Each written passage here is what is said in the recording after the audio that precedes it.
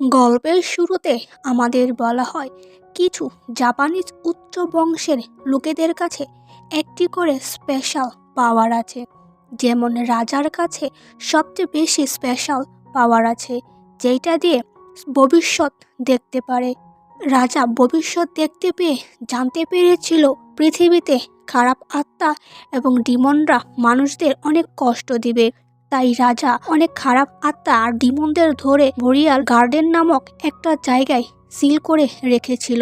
বড় বংশের লোকেদের দায়িত্ব ছিল এই বরিয়াল গার্ডেন পাহারা দেওয়া। এরপর আমরা একটা লোককে সেইখানে দেখতে পাই, তার হাতে আমরা একটা চিহ্ন দেখতে পাই, আর সে এইখানে অদ্ভুত ডান্স করতে শুরু করে, আর সেই ডিমন স্পিরিটদের মুক্ত করে দেয়। পরের সিনে একটা মেয়ে আমাদেরকে বলে, আমি সাইমুরি বংশের বড় মেয়ে, আমার নাম সাইমুরি মিও। ছোটবেলায় আমার মা মারা গিয়েছে। এরপর বাবা তার প্রেমিকাকে বিয়ে করেছে, তাদের একটি মেয়ের সন্তানও আছে, তার নাম কায়া। তার মধ্যে একটা স্পেশাল পাওয়ার আছে, সে খারাপ স্পিরিটদের দেখতে পায়, কিন্তু আমার মাঝে কোনো পাওয়ার নেই। তখন আমরা মিওকে দেখি, সে তার নিজের বাড়িতে কাজের মেয়ের মতো কাজ করে। তখন কায়া মিওর মুখে পানি ছুঁড়ে মারে, তারপরেও মিও কিছু বলে না আর তার কাছে মাফ চায়। তখন মিওর বাবা আসে আর বলে, তুমি রেডি হয়ে নাও।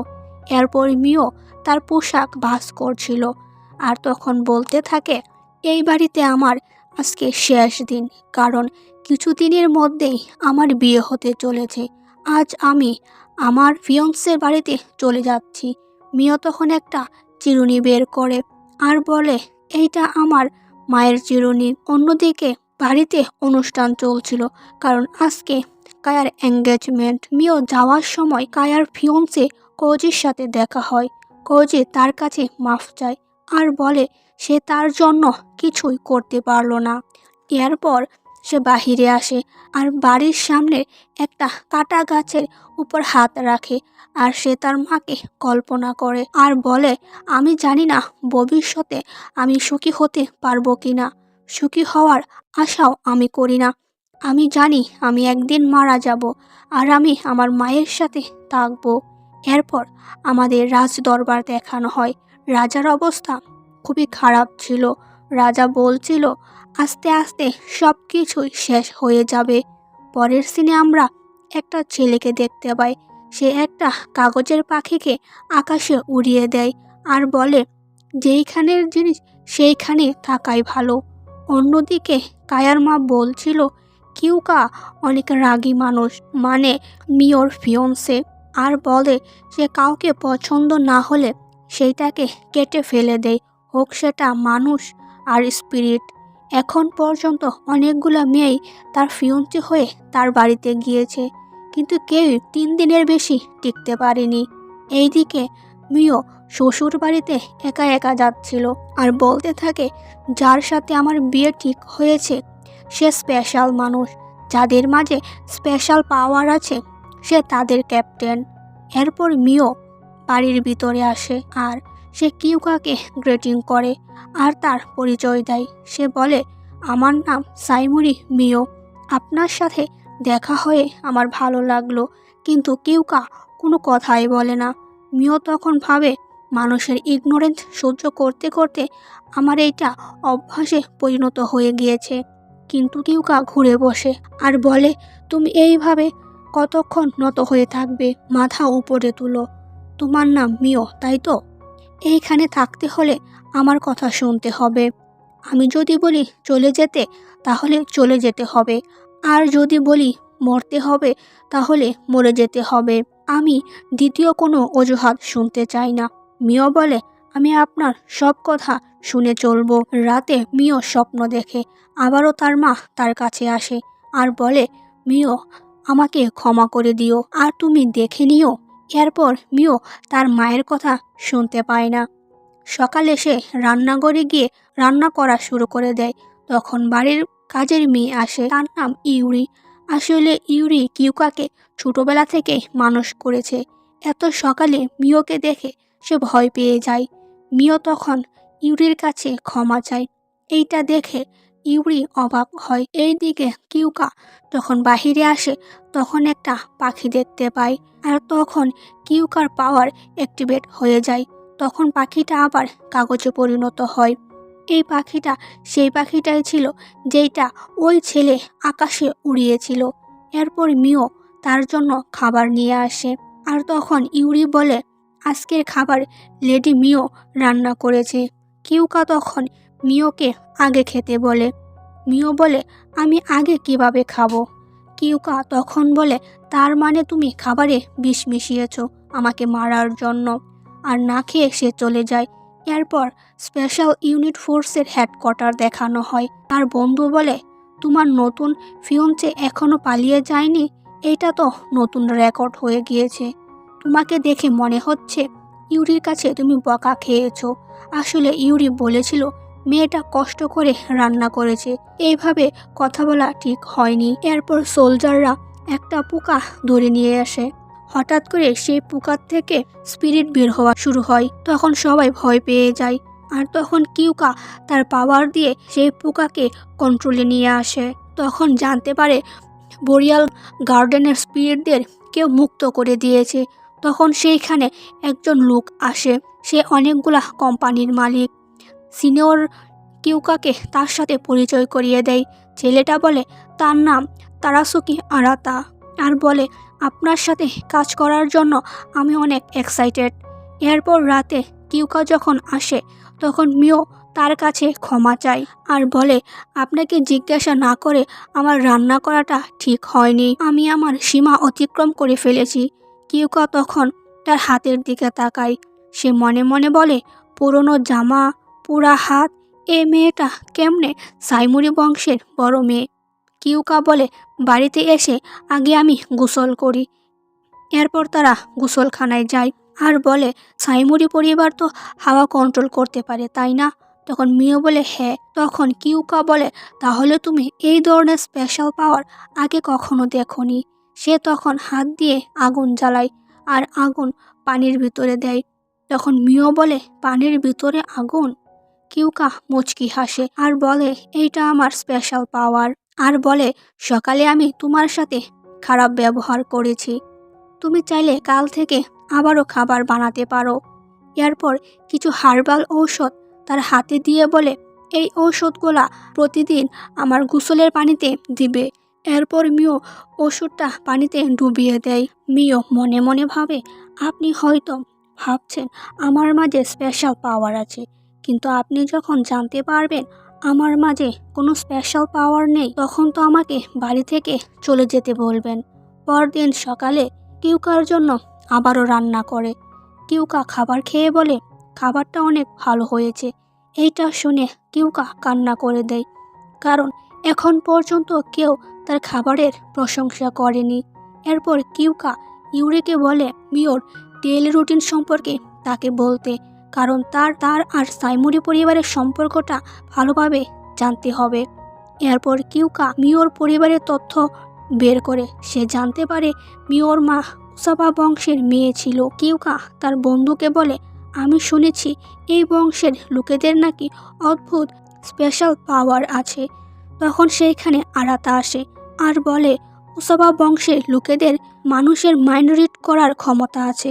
তারা যে কোনো মানুষের স্বপ্নের ভিতরে ঢুকতে পারে আর তাকে সম্পূর্ণভাবে ম্যানিপুলেট করতে পারে, একসাথে একাধিক মানুষকে কন্ট্রোল করতে পারে। কিউকা বলে তুমি ওই বংশের লোকেদের সম্পর্কে এত কিছু জানো কেমনে? তখন আরাতা বলে আমার কাজের জন্য অনেক মানুষের সাথে মেলামেশা করতে হয়।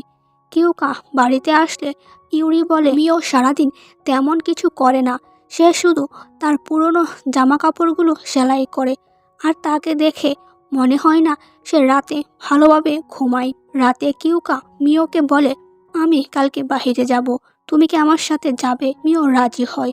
পরের দিন ইউরি মিওকে সুন্দর করে সাজিয়ে দেয়।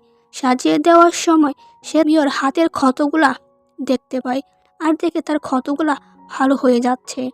তখন মিও বলে তাহলে ওই হার্বাল ঔষধটা কাজ করছে। তখন ইউরি বলে কোন হার্বাল ঔষধ? তখন মিও বলে কিউকা হুজুর আমাকে বলেছে গোসলের পানিতে একটা হার্বাল ঔষধ দিতে, ইউরি তখন হাসতে থাকে। ইউরি বলে ছোটবেলা থেকেই কখনোই সে হার্বাল ঔষধ পছন্দ করে না। মিও বুঝতে পারে কিউকা এইগুলা তার জন্যই করেছে। এরপর মিও যখন বাহিরে আসে তখন কিউকা তার দিকে মুগ্ধ হয়ে তাকিয়ে থাকে। এরপর তারা একটা দোকানে আসে আর একটা কিমোনো কিনে। এরপর তারা খেতে যায় আর অনেক গল্প করে। পরের দিন কিউকা ক্রাউন প্রিন্সের সাথে দেখা করে। ক্রাউন প্রিন্সের সাথে কিউকার অনেক ভালো সম্পর্ক। এরপর ইউরি আর মিও মার্কেটে আসে।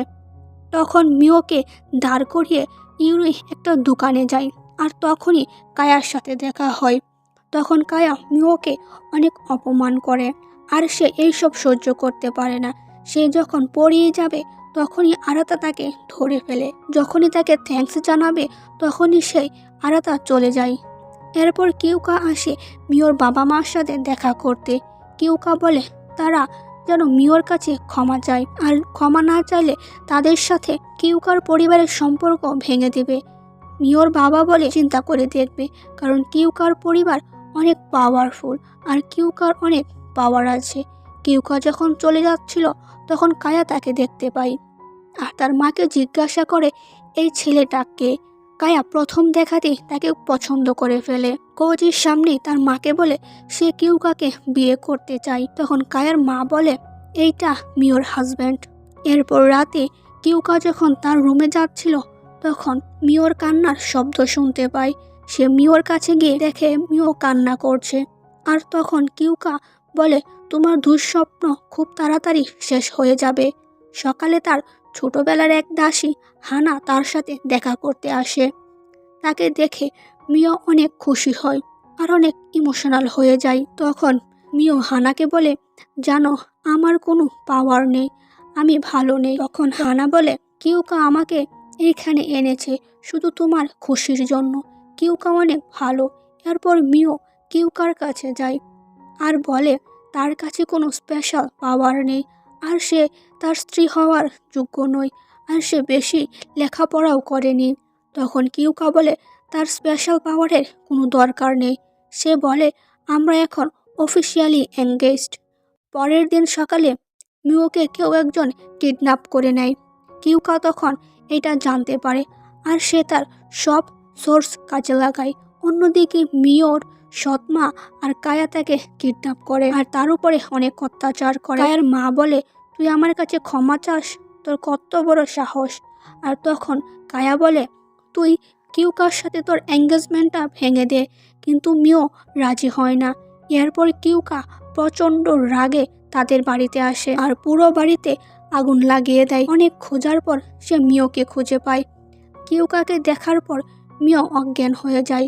তখন কিউকা বলে চলো বাড়িতে যাই। তখন কায়া বলে আমি আসলে আগের ভুল শুধরাতে চাইছি। সে আপনার যোগ্য না, তার কাছে কোনো স্পেশাল পাওয়ার নেই। তখন কিউকা বলে রূপ আর স্পেশাল পাওয়ারের কোনো দরকার নেই আমার। এরপর একদিন আরাতা তাদের বাড়িতে আসে। আরাতা বলে তোমার গালে ওইটা কি হয়েছে? তখন মিও বলে ছোটোখাটো যুদ্ধে এই অবস্থা হয়েছে। তখন কিউকা এটা শুনে মুচকি হাসে। আরাতা চলে যাবার সময় কিউকাকে বলে মিও যে দুঃস্বপ্নটা দেখে এইটা তার স্পেশাল পাওয়ারের কারণে আর এর কারণে সে মারাও যেতে পারে। এইটা বলে আরাতা ভ্যানিশ হয়ে যায়।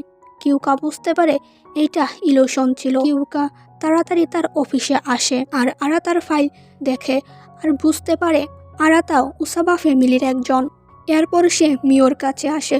তখন সে দেখে মিও দুঃস্বপ্ন দেখছে আর তখন কিউকা তাকে জাগায় আর মিও কান্না করা শুরু করে আর বলে আমি আর এই দুঃস্বপ্ন দেখতে চাই না। এরপর কিউকা মিওকে উসাবা ফ্যামিলির হাউসে নিয়ে আসে আর মিও তখন তাদের পূর্বপুরুষদের দেখতে পায়। কিউকা সবার সাথে পরিচিত হয়। কিউকা তখন তার নানাকে বলে আপনি কি মিওকে সুস্থ করতে পারবেন? তখন নানা বলে হ্যাঁ পারবো। আসলে মিওর ভালোর জন্যই তার মা তার সকল পাওয়ার সিল করে দিয়েছিল আর এই দুঃস্বপ্নটা ছিল তার স্পেশাল পাওয়ারের একটা অংশ। আর এখানে জানতে পারে আরাতা তার কাজিন। অন্যদিকে হেডকোয়ার্টারে ওই স্পিরিট পোকাটা আক্রমণ করেছে, যার ফলে একে অন্যের উপর হামলা করছে। আমরা এইখানে অনেক ধরনের পাওয়ার দেখতে পাই। কারো কাছে বাতাসের পাওয়ার আছে, কারো কাছে বিদ্যুতের পাওয়ার আছে, আবার কারো কাছে আগুনেরও পাওয়ার আছে। এই সব দেখে কিউকা চিন্তায় পড়ে যায়। সে কি করবে কিছুই বুঝতে পারছিল না। অন্যদিকে মিও জানতে পারে হেডকোয়ার্টারে হামলা হয়েছে। মিও তখন সেখানে যেতে চায়। আরাতা তাকে থামাতে যায়। আর তখনই প্রথমবারের মতো তার পাওয়ার রিলিজ হয় আর আরাতা একটু আহত হয়। তখন মিও তার কাছে ক্ষমা চায়।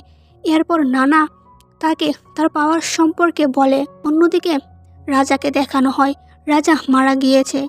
এরপর মিওকে দেখি সে মিলিটারি অফিসে যাচ্ছিল। সে দৌড়াতে দৌড়াতে পড়ে যায়। এরপর মিও তার পাওয়ার দিয়ে সব স্পিরিটদের নষ্ট করতে থাকে। প্রথমবারের মতো পাওয়ার ব্যবহার করার কারণে সে দুর্বল হয়ে যায়। আর তখনই আরাতা আসে আর বলে বোকা। আর আরাতা তার পাওয়ারের সাহায্যে সকল ডিমন স্পিরিটদের ধ্বংস করে দেয়। এর কিছুক্ষণ পর কিউকা বাহিরে আসে আর মিওকে ধরে। আর তখন মিও বলে, আমি শুধু আপনাকেই চাই, আমার সারা জীবন আপনার সাথেই অতিবাহিত করতে চাই। তখন কিউকাও তার কথাই সম্মতি জানায়। এর কিছুদিন পর দেখানো হয় কিউকা নতুন রাজার সাথে দেখা করতে গিয়েছিল। তার জন্য বাহিরে মিও অপেক্ষা করছিল। একটু পর কিউকা আসে আর মিওকে দেখতে পায়। কিউকা বলে, তুমি আমাকে নিতে এসেছো? মিও বলে, মনে হচ্ছে তুষার পড়বে, তার জন্য আমি ছাতা নিয়ে এসেছি। তখন কিউকা বলে, তাহলে চলো বাড়ি যাই। বাড়ির গেটে কিউকা বলে, তুমি কি আমায় বিয়ে করবে? তখন মিও বলে, পরে আপনি পস্তাবেন না তো? তখন কিউকা বলে, একদমই না। এইটা শুনে দুজনই হেসে দেয়। আর এই সুন্দর মুহূর্তের মধ্য দিয়ে আজকের এই সুন্দর মুভিটা শেষ হয়ে যায়। আপনাদের কাছে কেমন লেগেছে এই জাপানিজ মুভিটা কমেন্ট করতে ভুলবেন না।